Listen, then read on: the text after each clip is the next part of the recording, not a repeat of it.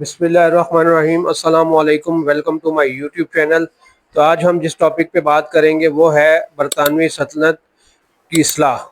تو سٹارٹ کرتے ہیں آج کی ویڈیو۔ تو جو لوگ بھی ویڈیو پہ فرسٹ ٹائم آئے ہیں پلیز ویڈیو کو لائک شیئر اور سبسکرائب کر دیں، تھینک یو۔ تو چلیے سٹارٹ کرتے ہیں آج کی ویڈیو۔ برطانوی سلطنت کی اصلاحات ایک پیچیدہ کثیر صدی کا عمل تھا جس میں سیاسی، اقتصادی اور سماجی تبدیلیاں شامل تھیں۔ یہ براہ راست نو آبادیاتی کنٹرول کے نظام سے تیار ہوا جہاں خود حکومت اور بالآخر آزادی معمول بن گئی۔ ذیل میں برطانوی اصلاحات کے متعلق ہم تاریخ کے اوپر ایک نظر ڈالیں گے۔ تو سب سے پہلی جو چیز ہے، ابتدائی برطانوی سلطنت اور اصلاحات کے مطالبات جو کہ 17ویں سے 18ویں صدی کے اندر پروان چڑھے۔ برطانوی سلطنت تجارت، تلاش اور فوجی فتح کے ذریعے حاصل کی گئی کالونیوں کے نیٹ ورک کے طور پر شروع ہوئی۔ ابتدائی اصلاحات اقتصادی ضابطے اور انتظامی کارکردگی پر مرکوز تھیں۔ تجارتی پالیسیاں اور نیومیگیشن ایکٹ جو کہ 1816 سے 1849 تک جاری رہا۔ برطانوی حکومت نے مادر وطن کو فائدہ پہنچانے کے لیے تجارتی پابندیاں عائد کیں اور ان پالیسیوں نے معاشی ناکامیاں اور کالونیوں کے درمیان ناراضگی پیدا کی، جس کے نتیجے میں مستقبل میں اصلاحات پر دباؤ پڑا۔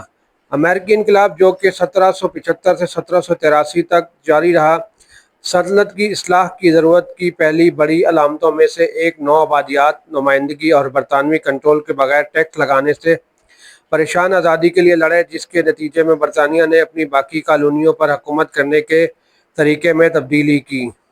اس کے بعد جو ہے نیکسٹ ہم غلام مالکان کو معاوضہ دیا گیا لیکن سابق غلاموں کو نہیں۔ نو آبادیاتی طرز حکومت میں اصلاحات، کینیڈا کی بغاوتیں جو کہ 1837-1838 اور ڈرم رپورٹ جو کہ 1839 تجویز کردہ ذمہ دار حکومت، جس کے نتیجے میں کینیڈا، آسٹریلیا اور نیوزی لینڈ جیسی آباد کار کالونیوں کے لیے زیادہ خود مختاری پیدا ہوئی۔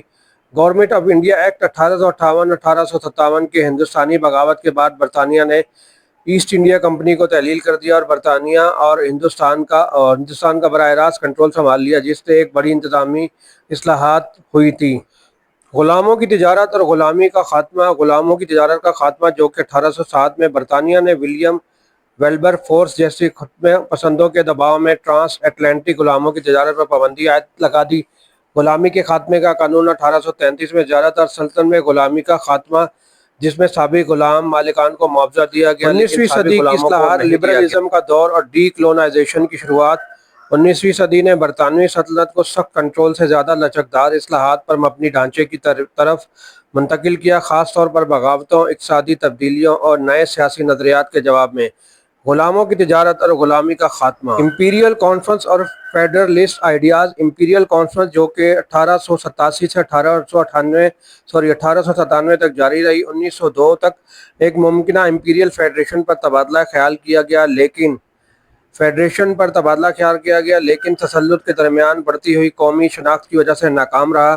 آئرش ہوم رول اور نو آبادیاتی مخالفت تحریکوں کا عروج۔ آئرش ہوم رول کی کوششیں جو کہ 1886، 1893، 1912 سے 1922 آئرلینڈ میں خود حکمرانی کے لیے زور دیا گیا، جو بالآخر آئرش فری اسٹیٹ 1922 کی طرف لے گیا۔ ہندوستانی قوم پرستی اور انڈین نیشنل کانگریس 1885 میں قائم ہوئی۔ سیاسی حقوق اور اصلاحات کا مطالبہ، کانفرنس میں آزادی کی خود مختاری اور جیسے کالونیوں نے قومی شناخت تیار کی، اصلاحی تحریکوں میں تیزی آئی۔ سیلف گورنمنٹ اور ڈومینین اسٹیٹس۔ برٹش نارتھ امریکہ ایکٹ 1867 کینیڈا کا ڈومینین بنایا، اسے برطانوی ولی عہد کے تحت رکھتے ہوئے اسے خود مختاری دی گئی۔ آسٹریلیا 1901، نیوزی لینڈ 1907 اور جنوبی افریقہ 1910 کے لیے ملتے جلتے ایکٹ بعد میں دولت مشترکہ کی بنیاد بناتے ہوئے زیادہ خود مختاری کی اجازت دی گئی، اور اس کے ساتھ ساتھ جو ہے سیاسی حقوق اور اصلاحات کا مطالبہ کیا۔ بعد میں آزادی کی منزلیں طے کی۔ پہلی جنگ عظیم کے بعد اور جنگ کا دور، آزادی کی راہ، ویسٹ منسٹر کا آئین 1931، کینیڈا، آسٹریلیا اور جنوبی افریقہ جیسی ریاستوں کو دولت مشترکہ کے اندر آزاد اقوام کے طور پر تسلیم کیا گیا۔ Indian government of India act 1919 اور 1935 ہندوستان میں محدود سیلف رول متعارف کرایا، لیکن قوم پرستوں کو مطمئن کرنے میں ناکام رہا، جس کی وجہ سے آزادی کی تحریکیں مضبوط ہوئیں اور اس کے ساتھ ساتھ جو ہے معاشی اور سماجی اصلاحات ہوئیں۔ آزاد تجارت اور تجارتی اصلاحات۔ 1840-1867 برطانیہ نے تجارت کو ترک کر دیا، آزاد تجارتی پالیسیوں کو اپنایا، جس کی وجہ سے کالونیوں کو زیادہ آزادانہ تجارت کرنے کا موقع ملا۔ آئرش قید جو کہ 1845 سے 1852 اور آئرش اصلاحات کے مطالبات برطانوی حکومت کی طرف سے اپنی کالونیوں کو نظر انداز کرنے پر روشنی ڈالی۔ آئرلینڈ میں گھریلو حکمرانی پر زور دیا گیا۔ 19ویں صدی کے آخر میں 20ویں صدی کے اوائل میں امپیریل فیڈریشن اور بڑھتی ہوئی قوم پرستی جیسے جیسے کالونیوں نے اپنی قومی شناخت تیار کی، اصلاحی تحریکوں نے زور پکڑ لیا۔ افریقی اور ایشیائی ڈی کولونائزیشن، گھانا 1957 اور تبدیلی کی ہوائیں 1960 میں برطانوی وزیر اعظم ہیرالڈ میکملن نے افریقی خود مختاری کی ضرورت کو تسلیم کیا۔ کینیا میں ماؤ بغاوت 1952-1960 برطانیہ کو اپنی حکمرانی میں اصلاحات کرنے پر مجبور کیا، جس کے نتیجے میں کینیا کی آزادی 1963 میں ہوئی۔ سوئس بحران 1956 برطانیہ کی کم ہوتی ہوئی عالمی طاقت کو دکھایا، کالونیوں سے انخلاء کی ضرورت کو تقویت ملی۔ ہندوستان کی آزادی کی تحریک، ہندوستان چھوڑو تحریک 1942 گاندھی کی قیادت میں اس نے برطانیہ پر ہندوستان چھوڑنے کے لیے دباؤ ڈالا۔ انڈین انڈیپینڈنس ایکٹ 1947 ہندوستان کو تقسیم کیا اور پاکستان کو بھی بنایا گیا، جس کی جنگ کے بعد بھی پہلی بڑی ڈی کولونائزیشن کی نشاندہی کی۔ ملیشیا کی آزادی کی تحریک جو کہ 1957 نائجیریا 1960 ایشیا اور افریقہ میں برطانوی کنٹرول کی زوال کی علامت۔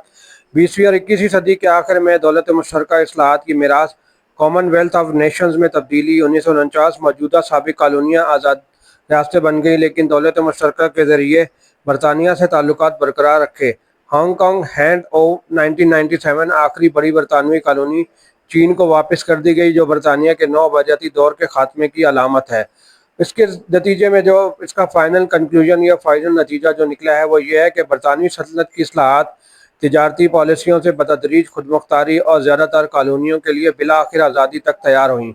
تبدیلی معاشی حقائق، جنگوں، قوم پرست تحریکوں اور بدلتے ہوئے سیاسی فلسفوں سے چلتی ہے۔ آج اصلاحات کی میراث دولت مشترکہ میں جاری ہے، جہاں سابق کالونیاں مکمل خود مختاری کا استعمال کرتے ہوئے برطانیہ کے ساتھ سفارتی اور ثقافتی تعلقات برقرار رکھتی ہیں۔ تو ویڈیو آپ کو کیسی لگی؟ پلیز ویڈیو کو شیئر کریں اور کمنٹ سیکشن میں اظہار کریں اپنی رائے کا، اور کمنٹ سیکشن میں رائے کریں اظہار کا۔